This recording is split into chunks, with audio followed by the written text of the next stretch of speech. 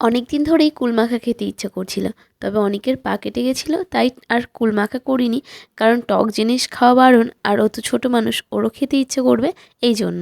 আজ দেখলাম ওর পাটা মোটামুটি অনেকটা ভালো হয়ে গেছে, আর আজ যেহেতু রবিবার ছিল তাই ভাবলাম আজকেই করব কুল মাখা। তাই আমরা প্রথমেই দু ভাই বোন চলে গেছিলাম কুল পাড়তে। যদিও আমাদের দ্বারা কুল পাড়া সম্ভব হয়নি, তাই ছোটদি মানে আমার ছোট ঠাম্মা কুলটা পেরে দিয়েছিল। উঠানে সারাক্ষণ কাঁঠাল পাতা পড়ে একবারে বাজে অবস্থা হয়ে থাকে, তাই একটু ওখানে পরিষ্কার করে নিয়েছিলাম যে কুল মাখবো ওখানে বসে।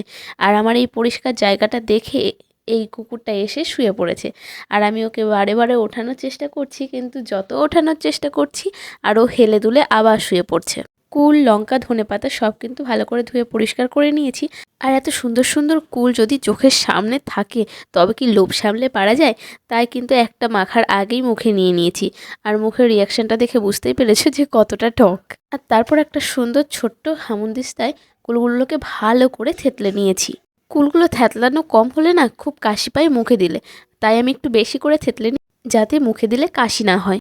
কুলগুলো থেতলানোর পর হামুদিস্তাতে ধনেপাতা, লঙ্কা, নুন, চিনি সব কিছু দিয়ে ভালো করে থেতলে নিয়েছিলাম। এরপর ভালো করে মিক্স করলেই হয়ে গেল কুল মাখা।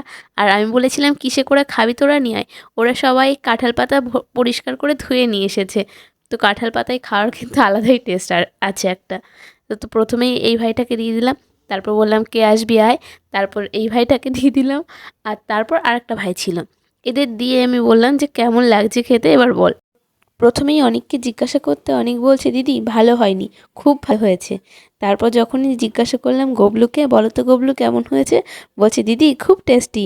আর শুভকে যখন জিজ্ঞাসা করেছি ও বলছে দিদি মারাত্মক হয়েছে। আর এইদিকে আমাদের গুবলুর কাণ্ড দেখো, কাঁঠাল পাতাকে একেবারে চেটে চেটে পরিষ্কার করে দিচ্ছে। আমাকে বলছে দিদি আর একটু দাও না।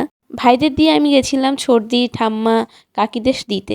তারপর আমার কাছে আর একটুকুনি বেঁচে ছিল, আর আমি যখনই মুখে দিয়ে টেস্ট করছি তখন বলছে দিদি আমাকে আর একটু দাও।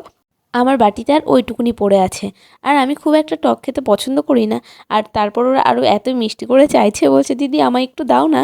আমি বললাম ঠিক আছে তোরাই নিয়ে। এত মিষ্টি করে বললে কি না দিয়ে পারা যায় বলো তো? তবে যাই বলো, এই মাখামাখি এই জিনিসগুলো বাটিতে সবার শেষে যেটুকুনি পড়ে থাকে ওইটুকুনিই কিন্তু বেশি টেস্ট লাগে। তো যাই হোক, আজ কিন্তু বেশ মজা করে ভাইদের সঙ্গে কুল মাখা খেলাম।